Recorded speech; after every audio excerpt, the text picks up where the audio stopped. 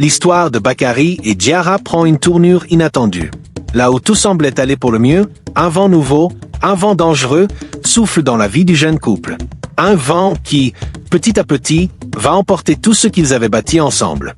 Il faut dire qu'aucune histoire n'est simple, et parfois, même le plus doux des amants peut se laisser séduire par la tempête, par cette sirène qui chante si fort qu'elle fait oublier le port où l'on s'est installé.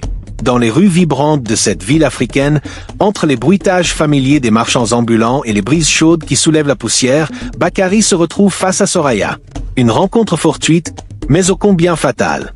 C'est à un cocktail professionnel que leurs yeux se croisent pour la première fois. Le genre d'événement où les hommes en costume s'affichent avec fierté et les femmes en robes sophistiquées laissent derrière elles un parfum qui semble raconter une histoire. Diarra, de son côté, était restée à la maison, les bras croisés sur son ventre rond, prière après prière, pour que tout aille bien. Elle ne savait pas que, pendant ce temps, son mari perdait pied dans un océan de tentations. Soraya, elle, ne portait pas de robe chère ni de maquillage extravagant. Non, elle était plutôt simple, mais il y avait dans sa démarche quelque chose de fascinant, quelque chose d'inexplicable. Un regard perçant, une assurance rare, comme si elle connaissait la vérité sur tout, et surtout sur lui, Bakary. Le café était comme tous les cafés africains, où les gens se retrouvent pour discuter affaires ou histoires de village. Le vent soufflait doucement à travers les fenêtres ouvertes, et les gens riaient, se saluaient, mais Bakary, lui, ne voyait rien de tout cela. Il ne voyait que Soraya, la femme mystérieuse, celle qui, sans un mot, avait capté son attention. « Vous êtes Bakary, n'est-ce pas ?» demanda-t-elle, son regard fixant le sien avec une intensité dérangeante. Il hocha la tête, un sourire incertain sur les lèvres. Elle s'approcha, nonchalante, et tendit une main, mais au lieu de la serrer, elle le laissa plutôt frôler sa paume avec une lenteur calculée. « Je suis Soraya », dit-elle avec un accent qui chantait comme un poème. Et voilà, en une simple poignée de main, tout a changé. Tout ce que Bakary avait pensé savoir sur l'amour, la fidélité et le respect est tombé dans un abîme qu'il ne pouvait plus ignorer.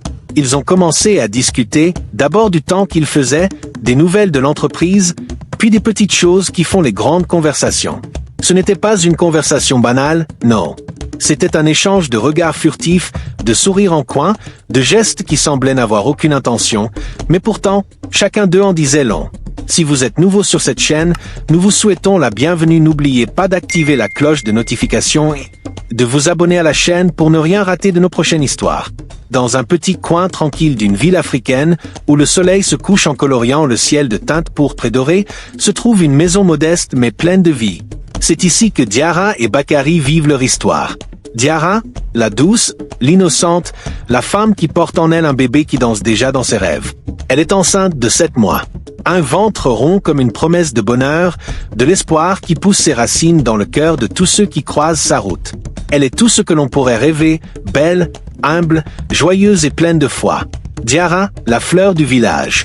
Quant à Bakary, son mari, il est l'image même du jeune cadre prometteur, celui dont les yeux brillent de rêve et d'ambition. Il travaille pour une entreprise locale en pleine expansion et porte fièrement son costume comme s'il était le roi du monde. Il est tout ce qu'on pourrait attendre d'un homme dans la fleur de l'âge, intelligent, charismatique et bien vu de tous. Mais, oh, cher Bakary, il y a toujours une fissure cachée sous la surface des choses, une fissure qu'il commence à peine à comprendre. La maison de Diarra et Bakary n'est pas grande, mais elle est un vrai petit royaume. Les murs sont décorés de photos, de souvenirs et de rires, chaque coin, chaque recoin déborde de l'amour qu'ils ont cultivé depuis leur mariage. Les meubles sont simples, mais arrangés avec soin. Une petite télévision grésille dans le coin, diffusant des émissions locales pendant que Diarra, son ventre rond, prépare un repas sur un feu doux, le parfum des épices dans l'air. Il est midi, et la lumière qui traverse les rideaux jaunes réchauffe la pièce comme un rayon de soleil direct sur le cœur. Diarra sourit, un sourire doux comme une caresse, en tournant la tête vers son mari, assis à la table avec son téléphone portable. Mais il ne la regarde pas. Non, il est là, mais son esprit est ailleurs. Le sourire de Diarra se fane un instant, comme si elle sentait qu'un léger nuage assombrissait le ciel bleu de leur bonheur. Elle n'ose pas lui poser la question. Pas encore. Pas maintenant. Elle s'assoit à ses côtés et pose une main sur son ventre. Un petit rire s'échappe de ses lèvres quand elle sent un coup léger, un coup joyeux de son bébé. « Tu veux écouter ?» demande-t-elle en souriant.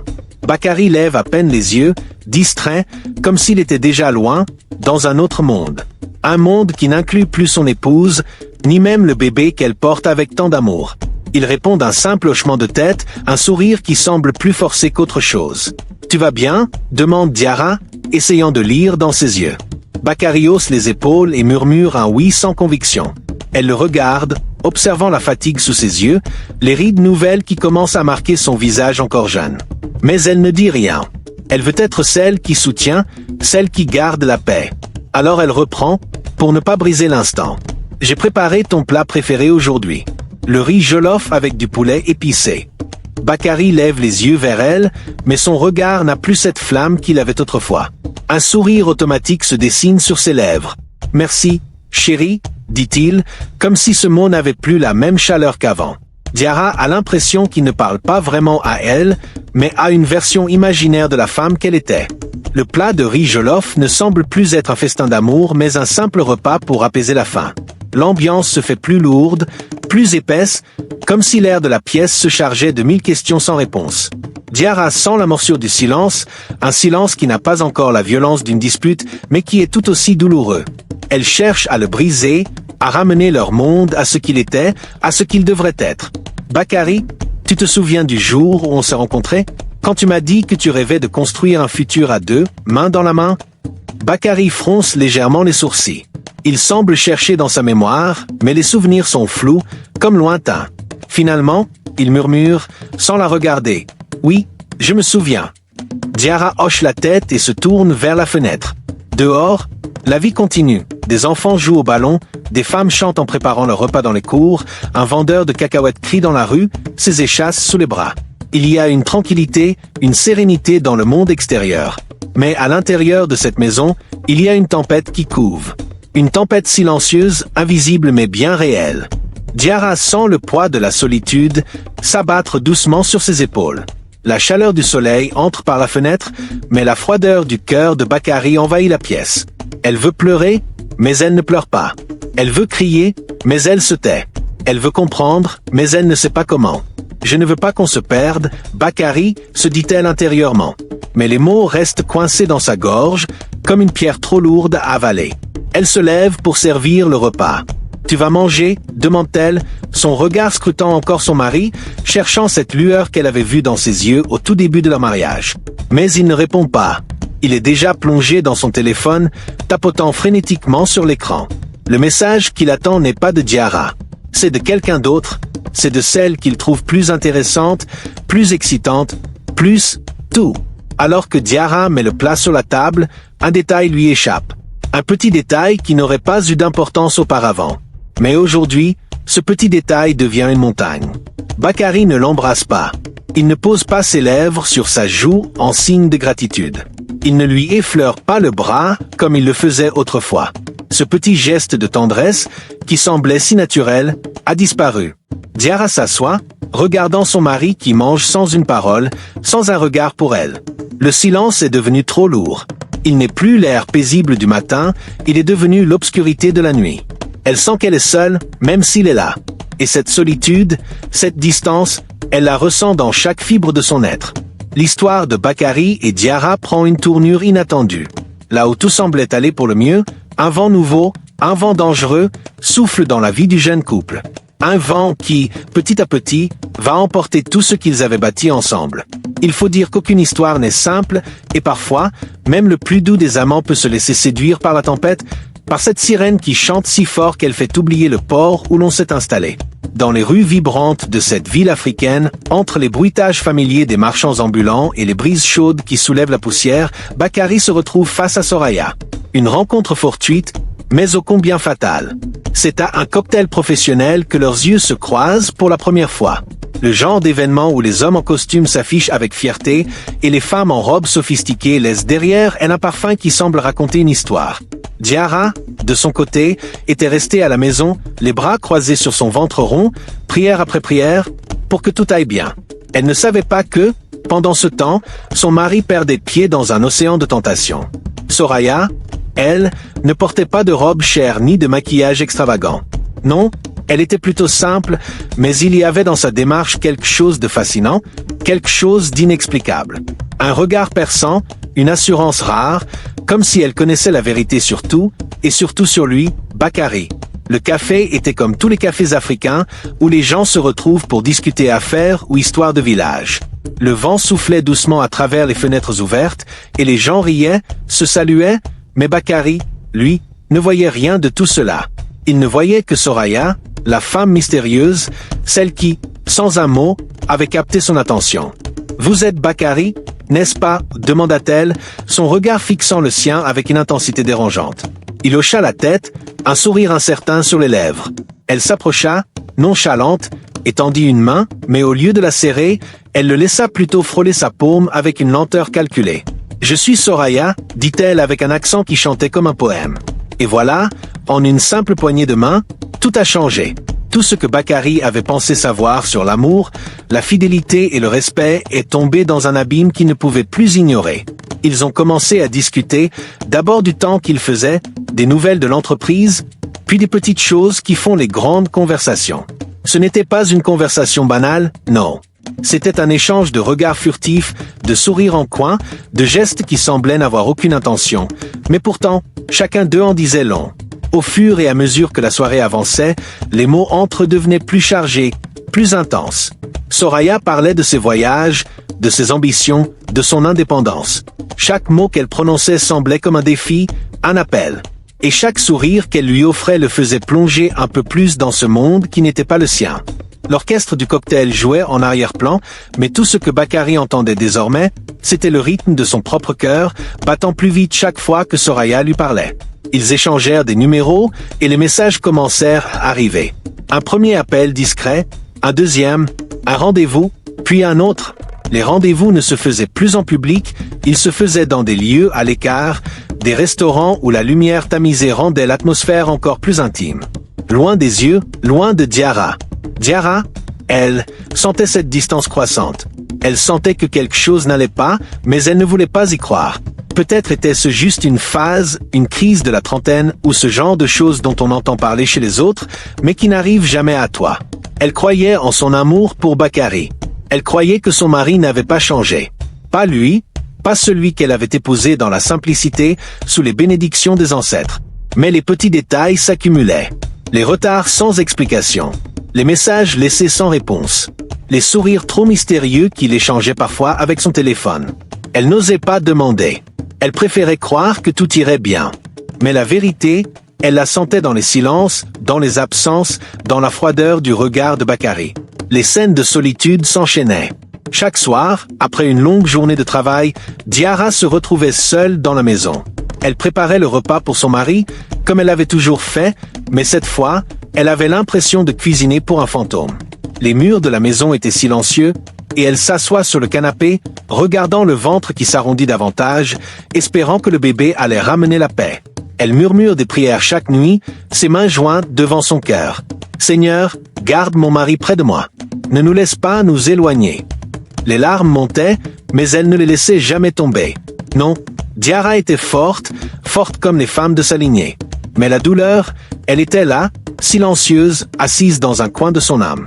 Un jour, alors qu'elle se tenait devant le miroir, elle se demanda « Pourquoi n'a-t-il pas le même regard pour moi ?» Les prières continuaient. Chaque nuit, Diarra se sentait plus seule, plus abandonnée.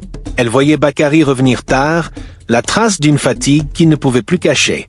Et elle se forçait à sourire, à cacher ses inquiétudes.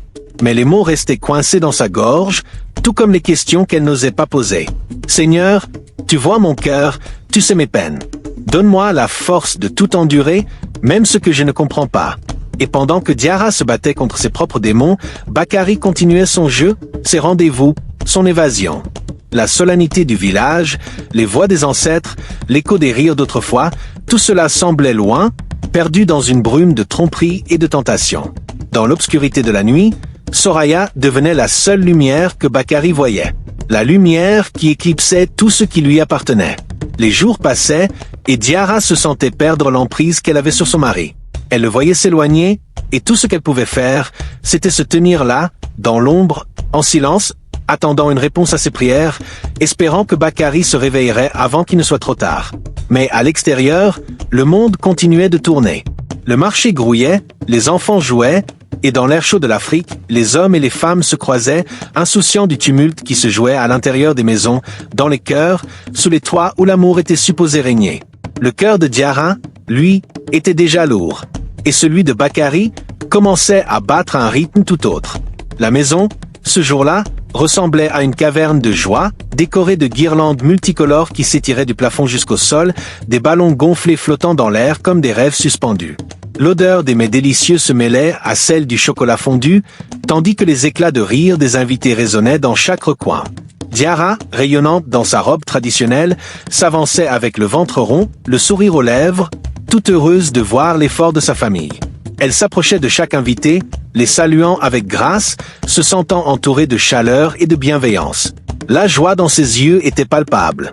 Elle se disait « Aujourd'hui, c'est ma journée, enfin une journée où rien ne pourrait aller de travers. » Mais, mes chers amis, le destin aime les ironies, et le moment d'extase était encore trop tôt pour arriver. Bakary, son mari bien-aimé, était là aussi, mais son regard était plus froid qu'une brise du matin au sommet de la montagne. Il n'avait même pas pris la peine de lui offrir un baiser pour l'anniversaire. Non, mes amis, il se tenait là, dans son costume, beau, comme toujours, mais avec une froideur qui trahissait bien plus que des simples absences de mots. Il accueillait les invités, oui, mais pas sa femme. Elle avait l'impression de parler à un étranger, un homme qu'elle ne reconnaissait plus. Les invités entraient dans la salle, se pressaient autour du buffet, mais Bakary, lui, était ailleurs. Ses yeux cherchaient quelque chose dans la foule, mais ce n'était pas sa femme qu'il cherchait. Non, mes amis, il attendait quelqu'un, une personne en particulier, et il ne tarda pas à la voir entrer dans la salle. Soraya fit son apparition, comme une ombre scintillante sous les projecteurs, aussi belle qu'une étoile filante. Mes amis, vous devez voir cela avec vos propres yeux pour comprendre. Une robe rouge, une silhouette qui se balançait avec grâce, et ce parfum. Ce parfum, mes chers amis, c'était comme si l'air tout entier dans la pièce s'était arrêté pour lui rendre hommage. Les regards des invités se tournèrent instinctivement vers elle. Et ce fut comme une vague déferlante. Tous les yeux braqués sur elle, attirés par cette beauté qui semblait transcendante, presque surnaturelle. Diarra, elle, ne vit que l'humiliation. Elle le sentait, ce regard de son mari, qui n'était plus pour elle, mais qui brillait désormais pour cette femme. Comme un choc de foudre, elle ressentit la douleur d'être invisible, comme une ombre qui s'éloigne dans la lumière. Le cœur de Diarra, mes amis, battait de plus en plus fort, et chaque battement était comme un coup de marteau dans son esprit. Elle se tourna vers les invités, cherchant du réconfort, mais le vide restait là, palpable. Les voix s'éteignaient autour d'elle, et tout ce qu'elle entendait, c'était le cliquetis des talons de Soraya, s'approchant lentement de Bakary, comme une princesse marchant vers son trône. Et Bakary, mes amis, Bakary, il s'épanouit dans cette lumière. Il se leva dès qu'il aperçut Soraya, et comme un homme qui retrouve son souffle après une longue plongée dans l'eau, il s'éclaire d'un sourire éclatant. Il se précipita vers elle, l'embrassa du regard et la prit sous son bras avec une familiarité qui fit frémir Diarra. Bakary l'installa à côté de lui, non pas au bout de la table, mais à ses côtés, comme une reine que l'on fait asseoir à sa place. Mes amis, vous devez comprendre la scène, l'homme que Diarra avait aimé, celui qu'elle avait épousé dans l'espoir d'une vie paisible, cet homme-là, maintenant, il lui offrait sa froideur, son indifférence, et il se donnait tout entier à Soraya. Le regard de Diarra se fit flou, et dans son esprit, les images se superposaient, son mari, autrefois attentionné, maintenant si distant, et cette Soraya, cette femme fatale, qui, sous les projecteurs, était devenue le centre de son monde.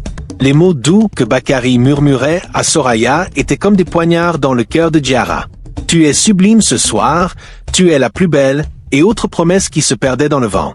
Tout cela, mes amis, sous les yeux de Diarra. Les mots résonnaient dans ses oreilles comme des cloches funèbres, annonçant la fin d'un amour qu'elle croyait éternel.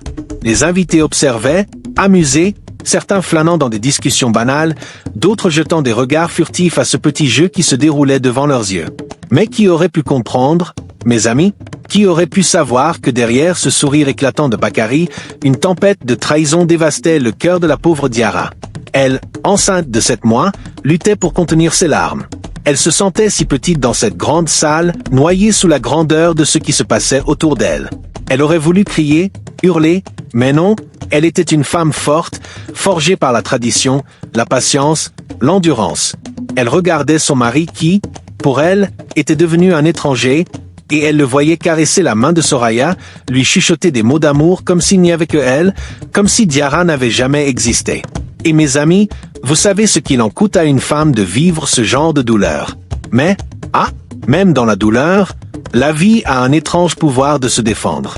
Diarra se leva soudainement, sans prévenir. Ses yeux brillaient d'un éclat étrange, celui de la résilience, de la colère contenue. Elle s'approcha de la table où se trouvait le gâteau, celui qui symbolisait sa fête, son anniversaire. Diarra fit ce qu'elle n'aurait jamais cru faire, avec toute la force qui lui restait, elle saisit le gâteau et le lança, en plein visage de Soraya. Un bruit sourd se fit entendre, et tout le monde se figea. Le gâteau, dans toute sa splendeur, explosa sur le visage de cette femme fatale, comme un symbole de la fin d'une illusion. Les invités, d'abord choqués, commencèrent à chuchoter, puis certains prirent leur téléphone pour filmer la scène. D'autres, affolés, coururent vers Diarra, la soutenant alors qu'elle, dans un état de crise, vacillait. Bakary, lui, restait là, immobile, les yeux écarquillés, comme si tout ce qu'il avait vécu n'était qu'un mauvais rêve. La pièce était pleine de monde, les rires s'étaient éteints, la musique s'était arrêtée, comme si le monde entier s'était suspendu pour regarder ce qui allait se passer. Bakary était toujours là, figé, comme un homme pris dans un rêve qu'il n'arrivait plus à contrôler. Soraya, quant à elle, était debout, son visage rouge du gâteau qui s'était écrasé sur elle. Elle essuyait sa robe d'un geste exagéré, ses yeux cherchant à effacer la honte qui lui avait été infligée. Mais ce n'était rien comparé à ce qui allait se produire. Diarra, mes amis, elle se tenait là, son ventre tendu, la respiration saccadée, son cœur battant à tout rompre. Elle avait l'air d'une lionne prête à bondir. Vous voyez, il y a des femmes qui, sous l'emprise de la douleur et de la colère, se transforment. Elles deviennent comme des flammes, impossibles à maîtriser. Et là, c'était ce qu'elle devenait. Elle était prête à tout pour défendre sa dignité, son amour, son foyer. L'enfant dans son ventre, ce symbole vivant de leur union, la poussait à se battre comme une guerrière, malgré la souffrance. Elle s'avança lentement, chaque pas résonnant comme un tambour dans le silence. Soraya, toujours occupée à essuyer la crème du gâteau de son visage, ne la remarqua pas tout de suite. Elle pensait peut-être qu'elle avait déjà gagné, que la scène d'humiliation était derrière elle. Mais elle se trompait, mes amis, elle se trompait gravement. Diarra s'approcha d'elle avec une lenteur calculée, un regard si intense qu'on pouvait presque voir les flammes brûler dans ses yeux. Elle s'arrêta juste devant elle, et tout ce qui se passa ensuite fut si rapide, si violent que les témoins n'avaient même pas le temps de comprendre ce qui se passait. Diarra, avec la force de la colère et de la souffrance, tendit la main et tenta de confronter Soraya, d'ouvrir sa bouche pour hurler toute la douleur accumulée, mais avant même qu'elle ne puisse dire un mot, Soraya la repoussa violemment. La scène fut si rapide qu'on eut à peine le temps de réaliser ce qui s'était passé. Diarra, enceinte de 7 mois, tomba en arrière, sa silhouette se repliant sur elle-même. Un cri de douleur s'échappa de ses lèvres. La douleur? Ah, mes amis, cette douleur, ce n'était pas juste une douleur physique. C'était la douleur d'une femme trahie, d'une femme blessée dans son amour, dans sa dignité et dans son être tout entier. Elle sentit la brûlure, l'acidité de cette injustice dans chaque fibre de son corps. Soraya, elle, ne s'arrêta pas là. Elle regarda Diarra tomber au sol, sans même un regard de remords, comme si c'était là la chose la plus naturelle du monde. Ah, mes amis, vous voyez, il y a des gens qui ne connaissent pas la douleur d'une autre. Ils n'ont pas l'âme pour comprendre. Et Soraya, elle ne comprenait pas. Elle n'avait pas vu ce qu'elle venait de faire. Elle était en train de gagner la bataille, mais dans cette guerre, elle allait tout perdre. Parce que ce que Diarra allait faire, c'était bien plus que de la rébellion. C'était une explosion de sa dignité, une manifestation pure de son âme qui refusait d'être écrasée. Diarra, avec une rapidité que même elle-même n'aurait pas imaginée, se redressa sur ses bras, malgré la douleur. Et là, mes amis, elle attrapa le gâteau d'anniversaire, celui qui était censé être un symbole de joie, et elle le lança, avec toute la force qu'elle pouvait rassembler, au visage de Soraya. Le gâteau, mes amis, le gâteau s'éclata en 1000 morceaux, couvrant le visage de Soraya de crème, de chocolat, de débris sucrés. La scène était... Ah, elle était spectaculaire.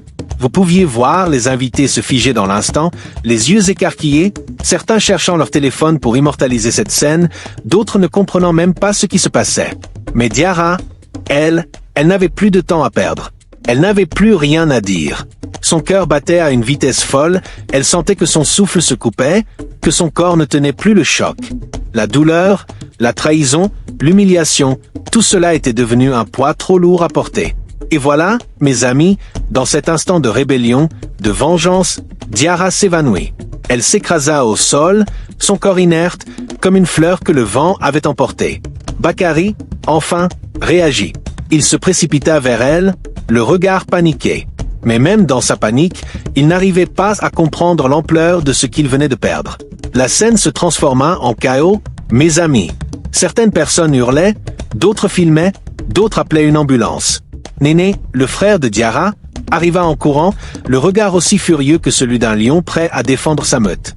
Il saisit sa sœur dans ses bras, la souleva sans hésiter et la transporta d'urgence vers la voiture, vers l'hôpital. Dans cette foule désorientée, l'ambulance arriva finalement et Diarra fut emmenée sous le regard désolé de tous ceux qui avaient assisté à la scène. La maison était plongée dans le silence, mes amis. Le silence de la honte, du regret, de l'incompréhension. Les invités, qui ne comprenaient plus rien, se dispersaient, certains toujours avec leur téléphone en main, immortalisant cette scène pour les réseaux sociaux. Mais au fond de tout cela, il y avait Diarra, emportée par la tempête qu'elle avait déclenchée, une femme brisée, mais dont le combat venait à peine de commencer. Écrivez-nous en commentaire de quel pays vous nous suivez. Diarra était allongée sur ce lit d'hôpital, les yeux fermés, immobile. Le docteur, un homme calme aux yeux fatigués, mais rempli de sagesse, avait pris la décision la plus difficile de sa carrière. Il se tenait devant Bakary, le regard gravé d'une tristesse qu'il ne pouvait masquer. La voix du médecin, grave, résonnait dans l'air, brisant le silence d'une façon que seuls les plus jeunes et les plus fragiles d'entre nous comprennent. Il fallait choisir entre sauver la mère, Diarra, ou sauver l'enfant qu'elle portait dans son ventre. Nous avons seulement quelques heures pour décider, Monsieur Bakary, dit-il d'un ton froid mais compatissant, comme un homme pris entre le devoir de son art et la douleur de sa décision. C'est un dilemme, un déchirement. Il faut une décision, et elle doit venir de vous. Et voilà que Bakary, cet homme jusqu'ici prometteur, ce cadre bien implanté dans sa carrière, cet homme de raison, se retrouvait pris au piège de la plus grande des tragédies humaines. Choisir entre l'amour de sa femme, celle qui avait partagé ses rêves et ses espoirs, et cet enfant, ce petit être innocent qu'ils avaient tous les deux imaginé, rêvé et préparé avec tant d'amour. Quelle cruauté, mes amis! Dans quel monde avons-nous plongé, où l'on doit sacrifier une vie pour en sauver une autre? Les médecins s'étaient retirés, laissant Bakary seul dans le couloir froid, son esprit tourmenté, son cœur battant à tout rompre. Mais qui, parmi nous, peut prendre une telle décision? Qui peut dire « je choisis la vie de l'un au détriment de l'autre » C'est une décision que même les plus grands guerriers ne pourraient pas affronter sans trembler. Alors, il attendit. Il attendit dans cette pièce glacée, cette pièce qui semblait résonner de 1000 voix, les voix des ancêtres, des dieux, des esprits. Chaque minute semblait durer 1 heure, chaque souffle devenait plus lourd, plus difficile à avaler. Pendant ce temps, de l'autre côté, dans une maison que le destin avait bien décidé de mettre à l'épreuve, la famille de Diarra vivait une nuit blanche, un tourbillon de prières et de larmes. Le frère de Diarra, Néné, ne pouvait plus contenir sa douleur. Il marchait sans but dans les couloirs de l'hôpital, ses pieds frappant le sol comme une pluie de pierres sur le sol poussiéreux de nos villages. Il ne parlait pas, il pleurait en silence. Vous savez, mes amis, il y a des larmes qui ne peuvent être exprimées en mots. Ce sont des larmes que seuls les cœurs les plus brisés peuvent comprendre. Néné était là, son cœur tout aussi brisé que celui de sa sœur, et il priait. Il priait avec toute la force de son âme, espérant contre toute attente que le destin se ravise. Pendant que la famille de Diarra s'agenouillait dans l'ombre de l'incertitude, Bakary, lui, se trouvait dans un tout autre monde. Oui, mes amis, il s'était échappé de la réalité, fuyant la douleur, fuyant la décision qui lui était imposée. Et où se réfugie un homme qui a perdu son âme dans la confusion? Eh bien, il se réfugie dans les bras d'une autre femme, dans les bras de Soraya. Vous ne croyez pas? C'est là que Bakary était, mes amis, dans un bar où la lumière était tamisée, où les voix des hommes et des femmes se mêlaient à la musique, où l'alcool coulait à flot, où les rires étaient de ceux qui cherchent à oublier. Il riait, il dansait. Il oubliait. Il fuyait, voilà ce qu'il faisait. Il fuyait la douleur, la responsabilité, la décision. La folie s'était emparée de lui, et dans ce bar, il semblait libre, du moins pour quelques heures. Soraya, elle aussi, était là. Sublime, envoûtante, la silhouette parfaite de la tentation. Elle lui tenait compagnie, elle le faisait rire, elle lui murmurait des mots sucrés, des mots qui masquaient la vérité, des mots qui effaçaient les douleurs de Bakary. Ah, mes amis, c'est ainsi que l'esprit humain réagit face à la tragédie. Quand le fardeau devient trop lourd à porter, on cherche à s'échapper. On se plonge dans les bras de l'oubli. Bakary était dans cet état, perdu entre la tentation et la culpabilité, entre l'oubli et la conscience.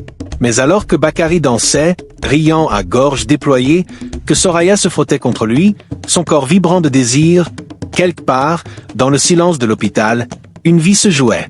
Le choix de Bakary n'avait pas encore été fait, mais il savait qu'il devait revenir à la réalité, et vite. Parce que la réalité, mes amis, c'est que l'âme ne peut pas rester longtemps partagée entre deux mondes. À un moment donné, il faut faire face à la vérité, même si celle-ci est plus dévastatrice que le plus grand des malheurs. Les secondes étaient devenues des heures, et chaque heure, un gouffre plus profond. Les prières montaient toujours dans la maison de Diarra, les larmes silencieuses de Néné inondaient la nuit, et Bakary, lui, continuait de fuir. Mais le temps, mes amis, le temps est un maître cruel. Il n'attend personne. Une semaine plus tard, Diarra était allongée dans ce lit d'hôpital, une ombre de ce qu'elle était autrefois. Elle avait survécu, le corps marqué, l'esprit perturbé, mais son cœur battait encore. Son fils, lui, avait survécu, sauvé des griffes de la mort, mais la douleur de la mère... Ah, la douleur de la mère. Il était maintenant dans une crèche, bien loin d'elle, mais elle savait que c'était pour son bien. Si elle avait pu, elle l'aurait serré contre elle, l'aurait bercé jusqu'à ce que le monde entier disparaisse. Mais la réalité était plus cruelle. Elle se battait contre elle-même, contre la douleur, contre la rage qui bouillait en elle. Dans cette chambre d'hôpital, l'air était lourd, aussi lourd que les pensées qui traversaient l'esprit de Diarra. Et vous savez, mes amis, il y a des moments où tout semble s'arrêter. Ce sont ces moments où les battements du cœur deviennent un écho dans le silence, où même la respiration semble être un acte de rébellion contre le destin. Alors que Diarra était là, recroquevillé dans son propre malheur, un bruit de pas se fit entendre. Des pas hésitants, des pas pleins de culpabilité. C'était lui, Bakary. Ah, Bakary. Vous le reconnaissez, n'est-ce pas? Cet homme qui, dans ses bras, portait les rêves d'une femme, qui, dans son cœur, chérissait une famille. Mais voilà qu'il avait tout détruit, tout défiguré pour une femme fatale, pour une aventure éphémère. Il venait, comme un homme brisé, chercher le pardon. Mais pouvait-il vraiment être pardonné? Non, mes amis, le pardon ne se donne pas facilement. Le cœur de Diarra était plus dur que la pierre à ce moment-là. Bakary entra, ses yeux remplis de regrets, mais Diarra ne le regarda même pas. Elle savait qu'il était trop tard. Les bras du personnel médical étaient tendus, les membres de la famille ne pouvaient plus supporter de voir cet homme revenir avec son air de repentance, de larmes de crocodile. Qu'il parte, cria Néné, le frère de Diarra, un homme fier, fort, mais rongé par l'injustice de ce qu'il venait de voir. Tu veux quoi? Tu veux qu'elle te pardonne? Après tout ce que tu lui as fait. Ah, les mots de Néné étaient comme des poignards lancés avec une telle précision qu'ils transperçaient la façade de Bakary. Mais là, mes amis, c'est l'instant où Diarra se leva enfin. D'un geste lent, presque rituel, elle ouvrit les yeux. Ses yeux étaient noirs comme la nuit, pleins de rage et de douleur. Elle fixa Bakary, ce mari qui, jadis, était son rocher, son pilier. Mais le rocher avait fondu sous le poids de la tentation. Diarra le regarda, et dans son regard, il n'y avait pas de place pour la pitié. Pas de place pour l'amour. Tu n'as rien à faire ici, dit-elle, d'une voix calme, mais ferme. Tu es comme une ombre, un fantôme. Va-t'en. Il y eut un silence lourd, comme la fin d'un monde. Bakary voulait parler, il voulait s'expliquer, mais aucun mot ne sortit de sa bouche. Il se contenta de s'éloigner lentement, battu, brisé, défiguré par la honte. Mais attendez, mes amis, car ce n'était pas tout. Non, ce n'était pas la fin. Car, comme dans toutes les grandes tragédies africaines, il y a toujours un acte final. Un dernier coup, un dernier choc. Et c'est à ce moment-là que Soraya fit son apparition. Ah, Soraya, cette sirène fatale qui, dans sa beauté, avait piégé un homme, détruit une famille et fait naître le chaos. Elle entra dans la chambre, une fois de plus, sans prévenir. Son parfum emplit la pièce, lourd et sucré, comme une tempête qui arrive avant de tout emporter. Elle s'approcha de Diarra, ses yeux brillants de larmes, de regret, ou était-ce de la peur? Peut-être un peu des deux. Soraya se jeta alors à ses genoux, les mains tremblantes, un voile de culpabilité sur le visage. « Je suis désolé, Diarra. Pardonne-moi. Je ne voulais pas détruire tout ça, murmura-t-elle. Mais, mes amis, croyez-vous que Diarra l'ait pardonné? Non, non, mes amis, Diarra resta froide, implacable. Son regard, dur comme le diamant, ne montrait aucun signe de faiblesse. Elle ne dit rien. Pas un mot. Rien. Le silence était son seul allié. Soraya attendit. Elle espérait. Mais l'heure du pardon était passée. Diarra était désormais cette femme nouvelle, forgée par la douleur, par la trahison, mais aussi par l'espoir. Elle savait que son chemin serait solitaire, que la route serait longue et semée d'embûches. Mais elle était prête à renaître, prête à se battre pour son fils, prête à se battre pour elle-même. Car, comme le phénix qui renaît de ses cendres, Diarra allait se reconstruire, mais d'une manière différente. Elle allait reconstruire sa vie, sa dignité, sa force. Et tous ceux qui l'avaient trahi, qui l'avaient laissé dans l'ombre de la douleur, allaient devoir la regarder, car elle s'élèverait au-dessus de tout cela. Oui, elle allait briller, et aucun homme, aucun démon, aucune femme ne pourrait jamais éteindre la lumière qu'elle porterait désormais. Dans l'hôpital, tout le monde s'éloigne lentement. Le médecin, avec sa démarche professionnelle mais distante, fait signe à tout le monde de sortir. Néné, le frère protecteur, les cousins, les amis de la famille, tous s'éclipsent, comme une ombre qui se retire lentement du soleil. Une tranquillité étrange, lourde, envahit la pièce. Diarra est là, seule. Enfin, peut-être pour la première fois depuis longtemps, elle est seule avec ses pensées. Seule avec la vie. Les portes se ferment dans un léger fracas et la chambre se plonge dans un silence profond, presque surnaturel. Diarra, dans sa douleur, dans ses craintes, n'est plus une femme brisée. Non, elle est une guerrière qui attend son moment. Et ce moment, mes amis, il arrive enfin. Un infirmier entre, portant dans ses bras un petit paquet emmailloté. Un paquet de vie. C'est son fils. Ah, son fils. Le petit trésor qui a survécu là où tant d'autres ont échoué. Elle le regarde. Un regard lourd de larmes et de rage vaincue. Son corps est faible, mais son âme est aussi forte que celle d'une lionne qui protège ses petits. Elle tend les bras et prend doucement l'enfant dans ses bras. Le petit être qui, en silence, vient confirmer la force de son existence. Un sourire discret éclaire son visage, un sourire qui cache des mois de souffrance, de trahison, de lutte intérieure. C'est le sourire d'une mère. C'est le sourire d'une femme qui se relève. Dans sa tête, c'est un tourbillon de pensées. Une véritable tempête de mémoire. Ce n'est pas la douleur qui m'a brisé, c'est l'indifférence. Elle se souvient des moments où Bakary, celui qu'il aimait autrefois, l'a laissé dans l'ombre de sa propre souffrance. Elle se souvient des nuits froides où elle a prié, où elle a espéré. Mais tout cela est fini maintenant. Son regard se fait plus ferme, plus dur. Elle sait. Elle sait que la vie lui a tout pris, mais lui a aussi tout donné. Elle se relève et pour la première fois depuis longtemps, elle marche seule. L'infirmier s'éclipse doucement, laissant mère et enfant dans l'intimité du moment. C'est là, mes amis, que l'histoire prend une autre tournure. Diarra n'a pas besoin d'un homme pour être complète. Elle l'a prouvé. Elle a survécu. Elle est vivante. Et croyez-moi, à partir de ce jour, elle va briller d'une lumière que personne ne pourra jamais éteindre. Un moment plus tard, Diarra se trouve dans un bureau d'hôpital. Le sol est froid, les murs neutres, presque impersonnels. Il n'y a que des papiers devant elle. Des papiers qu'elle doit signer. Des papiers qui scelleront son avenir. Des papiers de divorce. Vous l'avez compris, n'est-ce pas? Diarra n'a plus de place pour Bakary dans sa vie. Elle le sait. Elle ne veut plus de cet homme qui a foulé aux pieds son amour, son respect et son cœur. Bakary a fait son choix. Il a choisi la facilité, l'éphémère, le faux. Elle choisit la vérité, la douleur et la force. Elle choisit la liberté. Avec un geste ferme, presque symbolique, Diarra signe les papiers du divorce. C'est un acte simple, mais puissant. Un acte qui la libère des chaînes de l'amour brisé. Elle est libre. Une fois le document signé, Diarra se lève. D'un mouvement élégant mais décidé, elle prend son enfant dans ses bras.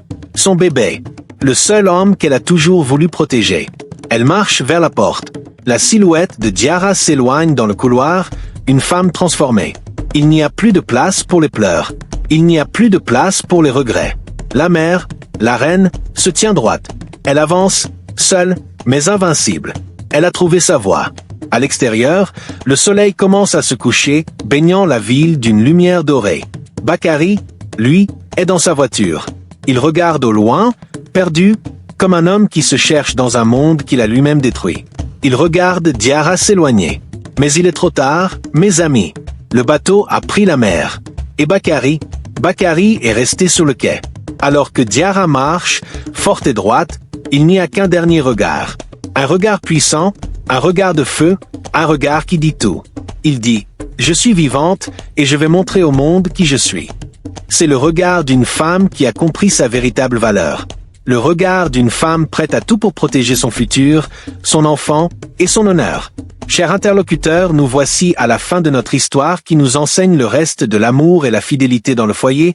Si elle vous a plu, laissez-nous votre commentaire et partagez pour la vie et le soutien de votre chaîne. Merci de nous avoir suivis et à bientôt pour une nouvelle histoire.